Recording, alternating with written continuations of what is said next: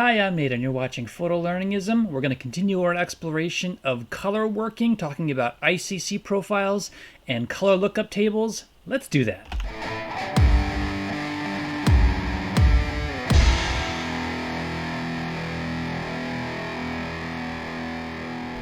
Once again, I'm Nate. This is Photolearningism. Thank you so much for joining in. If it's your first time here, thank you so much. I do a lot of work on this channel to surface the cheap or free art technologies so that you can know about them and make good use of them and be a part of a community of learners. So thank you for being here. So if you haven't seen the videos from before, we looked a little bit at some of the color aspects of things. Go check out that video over there and kind of get a sense of how gamma works, particularly with calibrating your monitor and getting a good sense of how that all fits together, just to get some history. For today, we're going to build on that some more and jump into the workspace. And I'm kind of assuming that you've had an opportunity to look at how you generate an ICC, which is really how your monitor is translating color. And that becomes important when you're working on things that are respective to color, where that matters. I touched last week on PhotoFlow, which if you haven't seen that, check it out. That is what's up right now. It's a really, really interesting raw editor with some really advanced, innovative technologies built into it. Go check that out. But one of the aspects that it can support are colorization, are making sure that your color is on point to what it should be. And I just wanted to highlight it here in PhotoFlow. I also wanted to jump into RawTherapee because there's some really interesting ways to look at ICC profiles and also color lookup tables. We're not going to go that deep. I know that a very popular subject these days are cubes or 3D LUTs lookup tables, color lookup tables. We're not ready to go that deep because the topic just gets way too complex and it's just too much. So we're going to start with just a basic 1D color lookup table and start with that.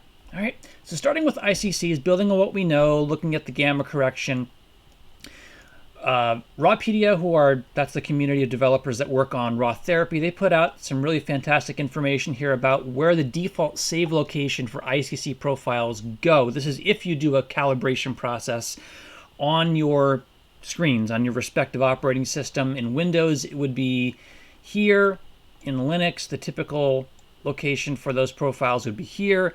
And then in Mac OS, that would be here. All right, I'm in Windows, so we're going to be focusing basically on that today. That's what I have to work with right now, so that's what we're going to do. All right. So coming into PhotoFlow, if we hop into Preferences here, under Color Management, we have the ability to set a custom display profile. It will default to sRGB, which has kind of a default collection of settings, but it may not be attuned to your monitor. We went through some steps to kind of do some correction to make sure that the contrast, to make sure that the gamma was all correct. So you can plug that in here. If we go look up what that is, and in the Windows sense, it has a tool that generates it for you. I'm going to go pick up the one that we cooked up, because this is in that Windows directory, it's where it is, and select that, and then we have to flip this to custom to make sure it utilizes that. And that's really the whole show for making sure it uses that as a default when you load images in, just to make sure if you've made subtle corrections, you're working from the best possible color representation that you have. All right, in PhotoFlow.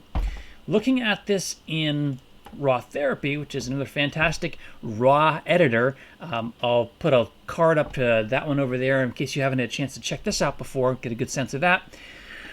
This also supports similar approaches. If we go into the Preferences, which is in the bottom left-hand corner over here, and as a quick note, actually let me take away the camera so you can see that better.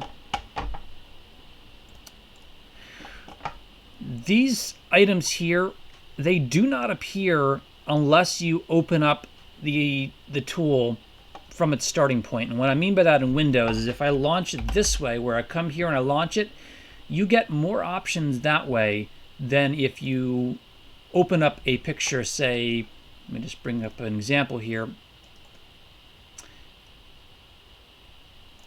If we hop into File Explorer, I go to Pictures and just show you what this would be, versus using an open with and then hopping into RawTherapee. Doing it that way, I'd have to select it because there's too many of these options here.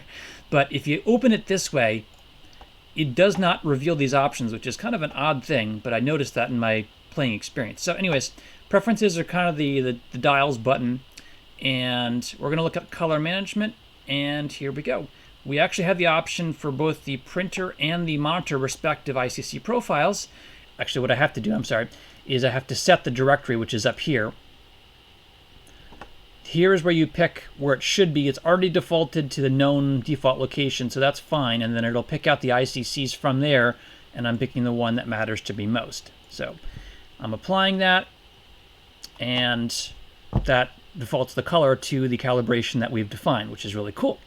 Now, you actually can generate an ICC profile from RawTherapee if you really want to. You can manually kick one off.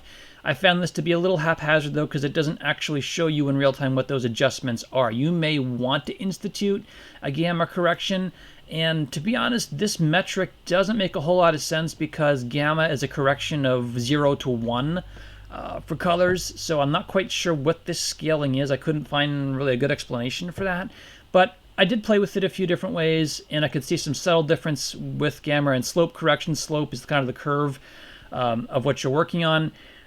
So again, it's there, be aware of it, but it can be difficult to, to interpret. Now, that's ICC. It doesn't give you huge amounts of control from what I'm able to find. If you're really looking for like a toned look, that's where you start getting into the LUTs, the lookup tables, or the color lookup tables as they're sometimes called. The approach used by RawTherapee is one-dimensional. I could not find a 3D, a cube approach for that just yet. And again, that's really complex. If you're really, really curious, this is what a cube looks like broken down. It is indexed RGB values that just kind of go on to infinity.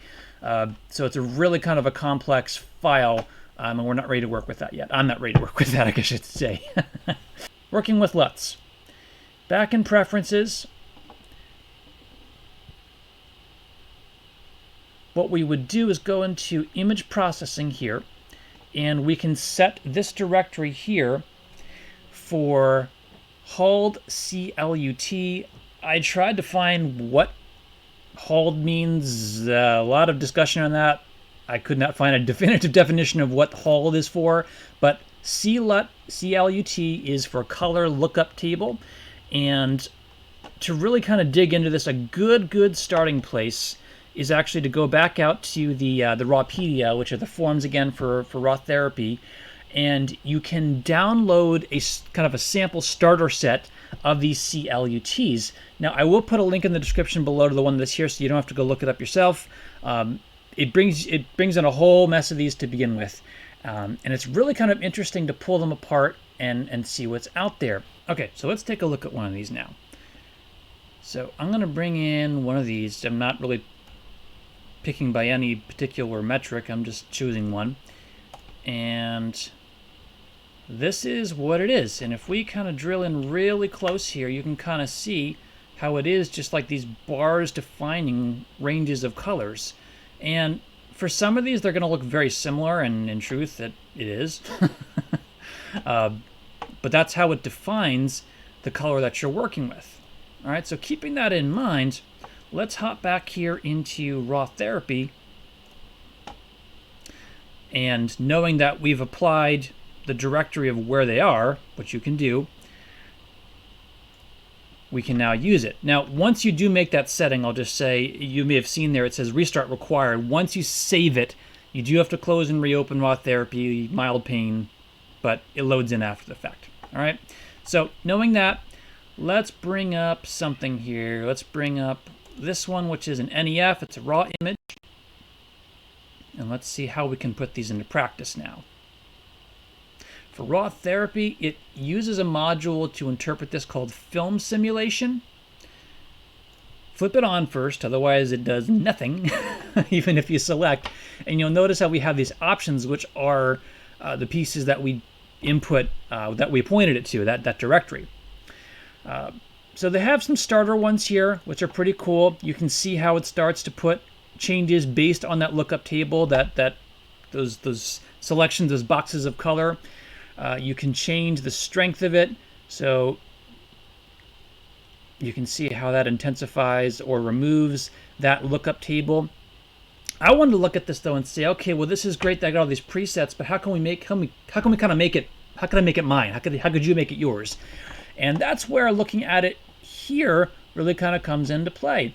I found that you could actually load these, because they're just PNGs, they're pings, make small adjustments to them, and as long as it ends up back in the directory where RawTherapee is looking, it'll load it in and interpret it. You do have to keep the same format of this kind of grid and layout of colors, but I did an example here where I took one of these presets and I upped the saturation because I wanted to have a good starting point of take an image that's got lots of color range and intensify that. Just right out of the gate, do that. So that gave me this.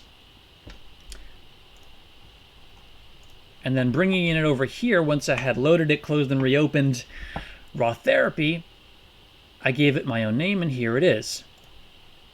And you can kind of see how that kind of pumps up the color already. There are boatloads of these things in there. I have not tried them all, and to be honest, a lot of these look pretty similar in a lot of ways. So I tried out some of the creative pack. These are pretty cool.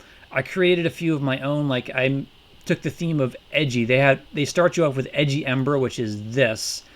Kind of an interesting look for toning. I took that and I washed it with other colors just to kind of see if I could, first of all, but it's actually kind of interesting what happens. I tried a whole lot of different things. I took the color lookup table. I did a gradient spread over it as an overlay, trying to see what would happen. That was actually really interesting. If we look at, I think it was smooth redness. This was my experiment for that. This is what happens, is that it has this kind of really interesting gradient effect translating that color.